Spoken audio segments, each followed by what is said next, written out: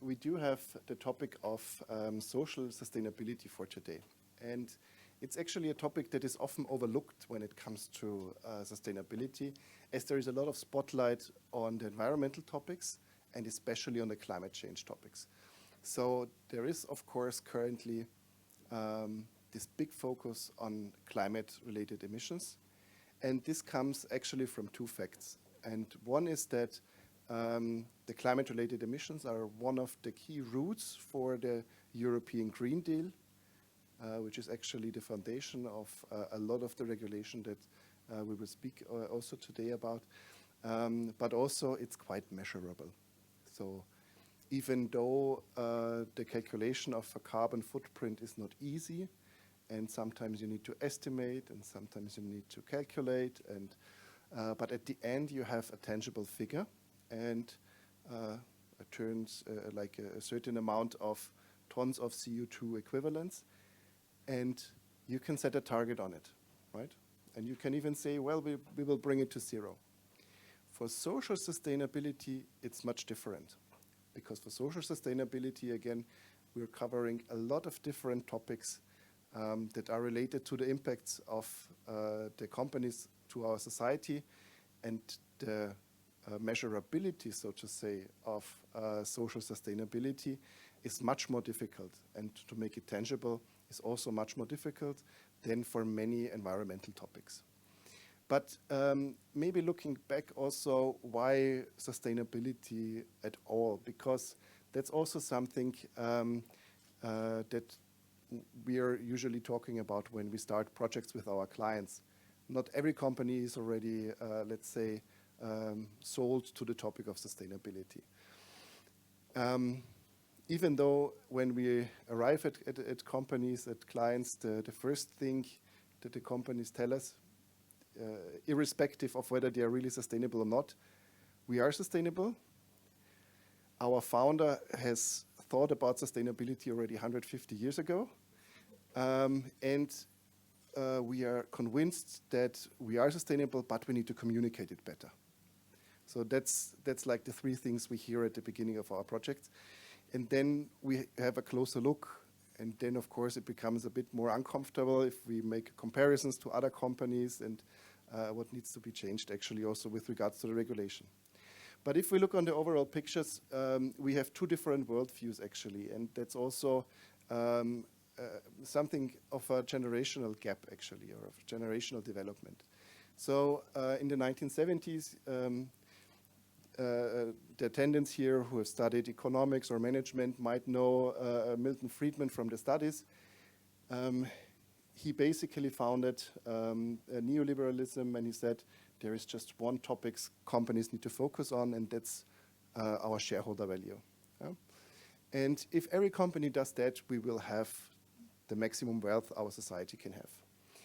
That was kind of the basis of his theory. And this was also the premise of policy making for a long time, so that companies could focus on what companies can do best, making profits. But it turned out that companies find ways to increase their profits by externalizing their impacts on environment and society. So by polluting the environment, air, rivers, soil, whatever, without paying for it, the remediation of it. And that boosted their profit, but our environment took damage. And it's similar also with societal targets and societal impacts. And now there is a more modern view on things, and Colin Meyer is not that common compared to Milton Friedman.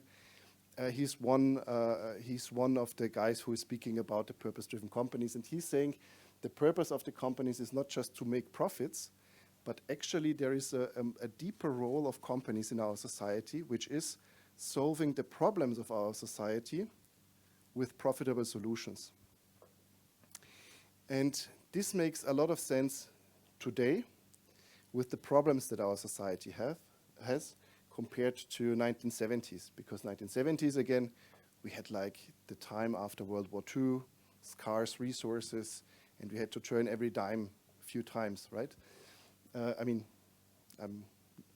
I I wasn't born in the 70s, but I think you take your point. And nowadays, basically, policymakers are using companies for their goals. And policymakers in Europe were elected a lot with a lot of background to make our society more sustainable. And so companies are now forced with the regulation from the Green Deal and also the CSRD that comes afterwards, the Plastics Act, the Reforestation Act, the EU taxonomy, with all of this regulation to become more sustainable. So that's a bit the background where we're starting. And that's even just one dimension which pressures companies to become more sustainable. So that's that was a survey we did among CFOs, where we asked around 250 CFOs, where do they feel pressure from when becoming sustainable? And what was quite interesting there was there is not just one source of pressure on companies to become more sustainable. Like you have the regulator, you know, the government that says, here is a new regulation, become more sustainable. But it's actually a bit more complicated. And we can see that the pressure comes from all sides, meaning it comes from reporting requirements. That's actually the government, right? But it also comes from the capital market, because investors also want to invest into sustainable products, into sustainable shares, into sustainable bonds, etc. But we see also the pressure from employees, which become more and more aware of the topic of sustainability, and who are selecting their employers by how sustainable they are. So that's one aspect they are looking at. Of course, not in every case, but it becomes more and more important. And we see it especially currently in Germany. So I'm Austrian, I'm from Vienna. And sometimes a few things happen a bit earlier in Germany than in Austria. And in Germany, we see that this is also a big topic already, even for the applicants for our company, that we see it in our job interviews, people asking us, how are you pushing sustainability? What's your carbon footprint? What are your measures, etc. And of course, most importantly, also the biggest share here, even though it's not like 58 to 53, the difference is not that important, but it's coming from the customers. And the customers, it's not just the end consumer who is buying and consuming the products, but it's also in the B2B business, the big customers, the big companies, like IKEA is forcing their suppliers to become more sustainable. They want to lead sustainability. Or Coca-Cola, yeah? Just to name a few. They are pressuring, for example, packaging companies. If you don't have an SBTi commitment, then they get delisted from Coca-Cola and stuff like that. So, and they're doing it not just because they are thinking sustainability, but because they also have customers who want to become more sustainable, and they get pressure from capital market, and they need to report on it. So it is a big topic. But when we talk about sustainability, we most of the time think about environmental sustainability, like I said before. When it comes to social sustainability, it becomes a bit fuzzy. So there is no clear definition of what social sustainability is. We brought here 3 different options for you, whichever you like best. None of it is correct, none of it is completely wrong. But basically it's about measuring the impact on society of your company and also ensuring that there is, let's say, a positive impact, that the positive impact prevails above the negative impact. And what is quite interesting, of course, a lot of stuff with sustainability started with the UN. What is becoming more and more important is what is the European Parliament and the European Commission saying about that, because a lot of regulation for the companies in Europe is coming from Brussels. And the European Parliament says social sustainability includes access to basic needs, fair income distribution, good working conditions, social and health services, and promoting social cohesion and inclusion. So that's a lot of stuff, actually, to digest. And a lot of things to do for companies to implement to fulfill these requirements.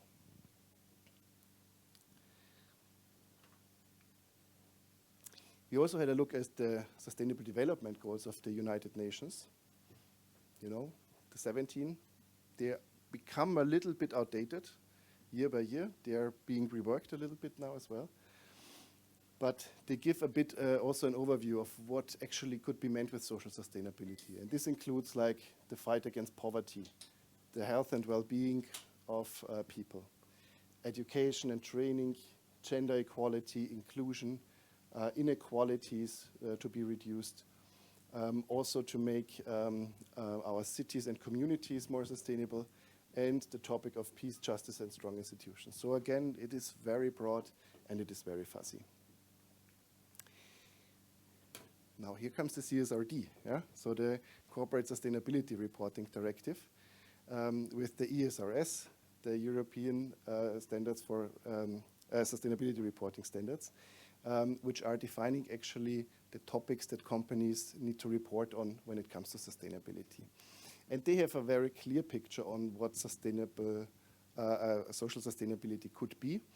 And they have basically 4 topics that they're mentioning. They are mentioning topics related to the own workforce, which includes health, well-being, which includes also inequality and also diversity. They include the rights of the workers in the value chain. So the CSRD is not just looking at the company itself, but also at the upstream and the downstream value chain. The CSRD is also looking at affected communities and, of course, of the rights of consumers and end users. So they have like a different perspective on things. Before we had a look on the different topics, and now we have a look on the different stakeholders actually.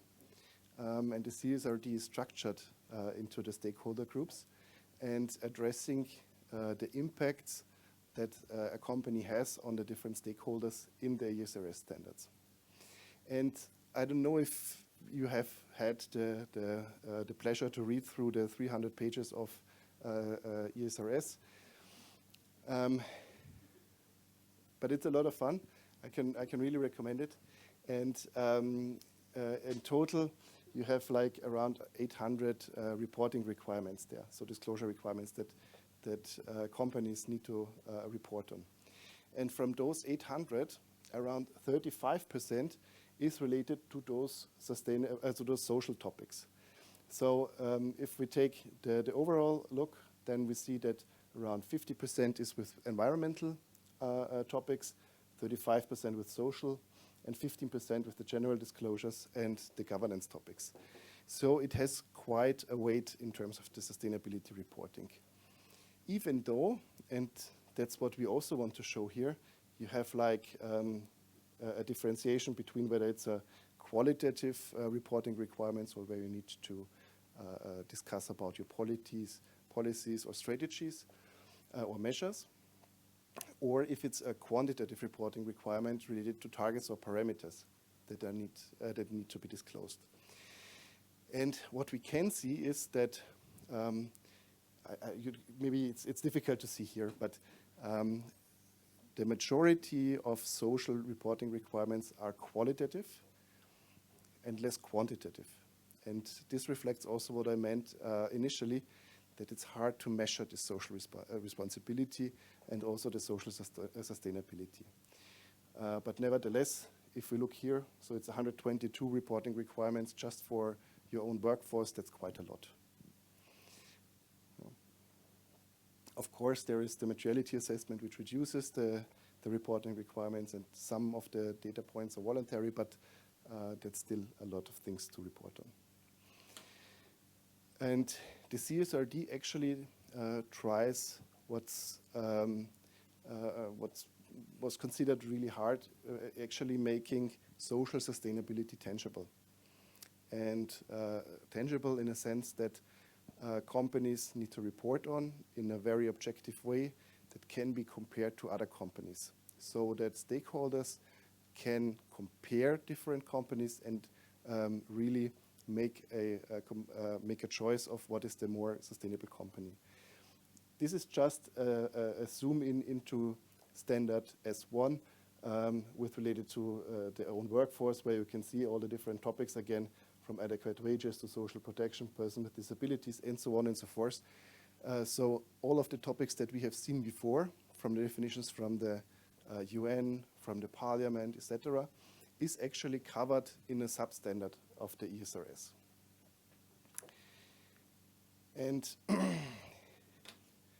this is actually causing a lot of struggling in companies, because the social topics have not been tackled by them in a lot of cases. And there are a lot of examples that I could give from some projects that I'm working on. For example, one client of mine has 2 big business units, and they were operating quite autonomous. So they have like a financial holding on top, where they consolidate financial data. But in the holding, they have no idea about social responsibility in the 2 business units. And the 2 business units, they are doing basically the same stuff. They're working on metals. They're producing metals. And one of the material topics there is health and safety of their own workforce. But when I was starting there with our project, it turned out they had a lot of KPIs that are also requested from CSRD already in place. But they had different definitions of the KPIs. So, for example, for the LTIR, which is the lost time injury rate, which measures kind of the percentage of days that your workforce is missing because of work accidents, one business area was measuring it by saying the sick leave starts with the day of the accident, and the other one was measuring it with the day with starting with the day after the accident. That's just a minimum deviation, but this stuff needs to be adjusted and aligned in the companies. And one of the definitions that's also at the very beginning of S1, for example, is the understanding of what the own workforce actually means. Because usually when thinking about your own workforce, you think about your employees. So the people you have a work contract with. But the CSRD goes further. And the CSRD says, well, a work contract is just one form of joining a workforce. But there's also self-employed people and employees of third parties, which can also be part of the workforce of a company.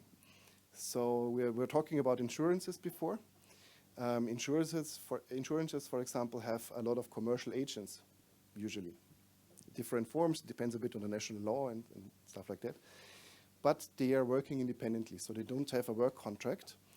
And usually the insurance does not report on them in their sustainability report, at least so far.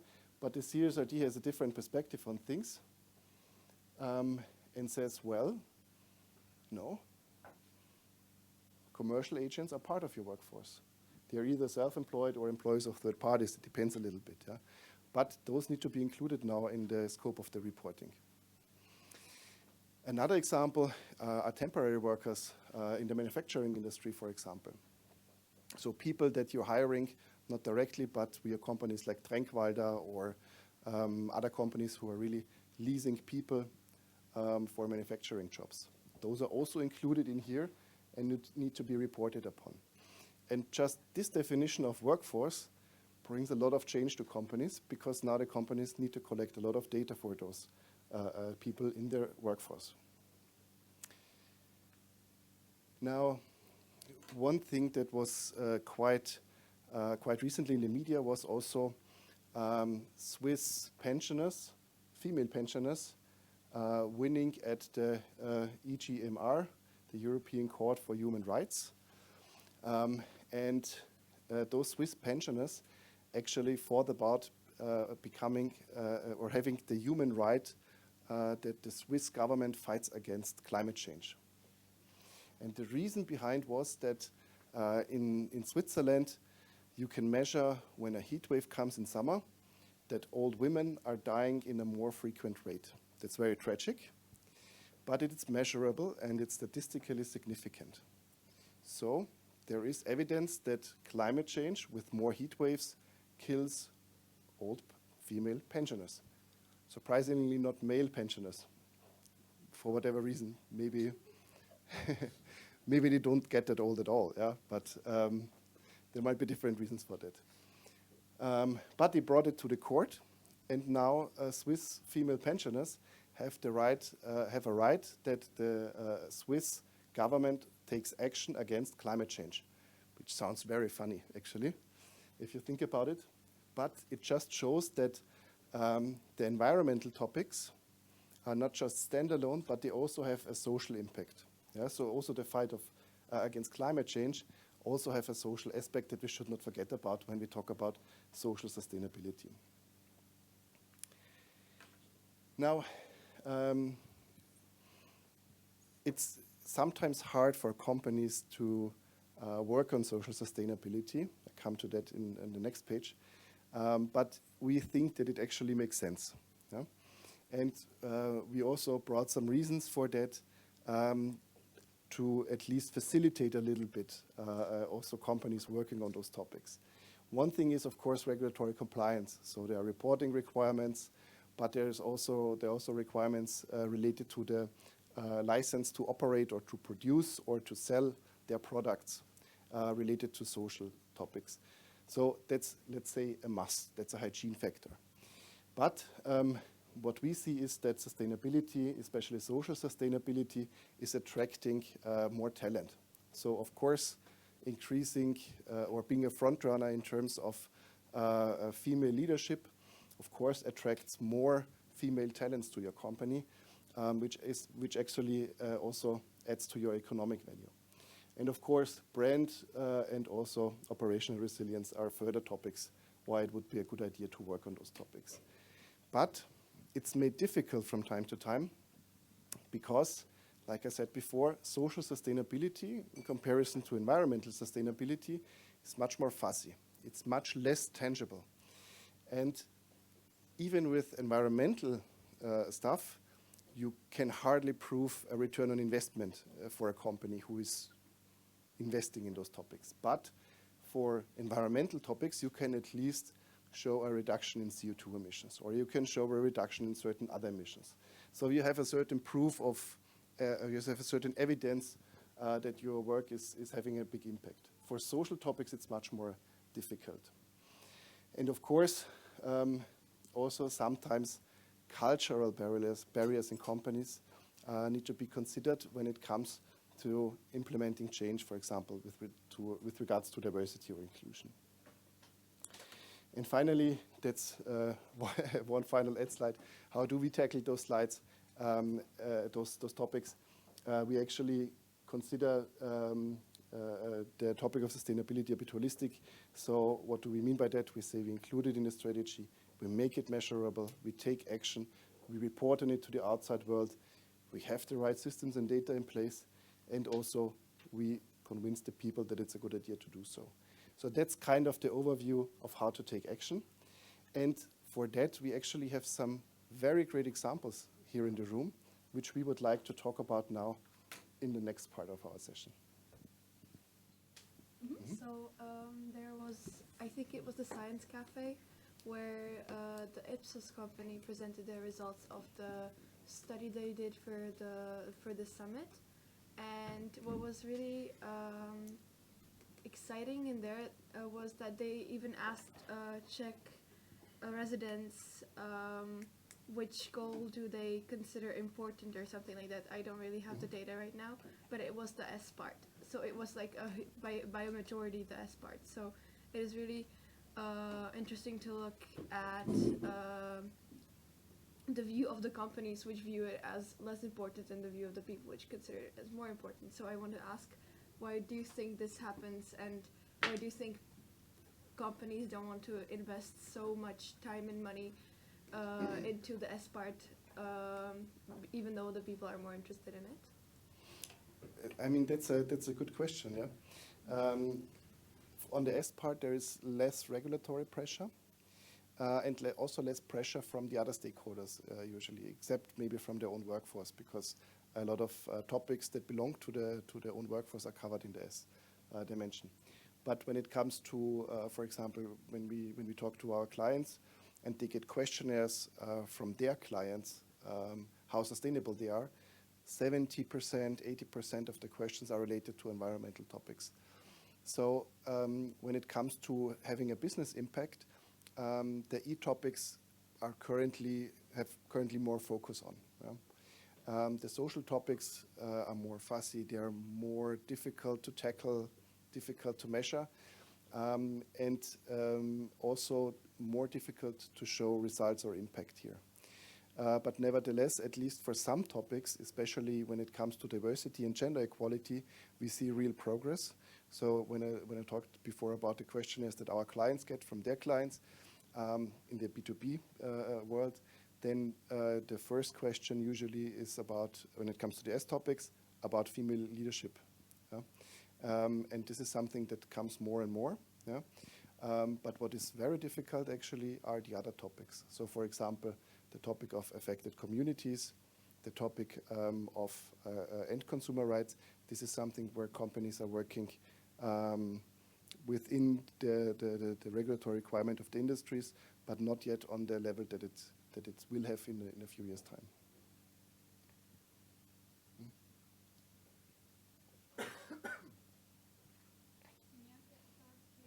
Maybe just a brief comment from my side, because it's kind of weird that there are already many studies showing that there is a huge business case behind it, right? If, for instance, I guess we are all familiar with McKinsey studies, for instance, right? That they were monitoring or doing the same metrics in the same countries and the same companies for like 4 times in a row, I guess I would say, right? And four studies showing like obviously some trends, right? Not that that was like an accident, but that there's some obvious trend. So this is still weird that it's hard to prove it, right? For gender equality or for other topics? In general, that there is like a direct impact and there is a business case behind it, right? Yeah. I mean, there are a lot of studies on the market, and there is also a certain bias to it, because the question is what comes first. So, are companies successful because they're sustainable, or do successful companies have the money to invest into sustainability? So that's a chicken and egg thing that cannot be necessarily resolved in those studies, unfortunately. Currently, even we see a bit a contradicting trend on the market, especially on the share market, because investors are taking the money out of unsustainable businesses, but especially then when unsustainable businesses are unprofitable. So the companies that are left, that are unsustainable, are the ones that make a lot of money. So when you compare now sustainable companies with unsustainable companies, you compare a lot of sustainable companies with the unsustainable companies which make a lot of money. And so it becomes a bit of an unlevel playing field doing those comparisons. But if you go into the details, like for example, when it comes to attracting talent, there is clear evidence that attracting female talent, for example, has a positive impact on profitability.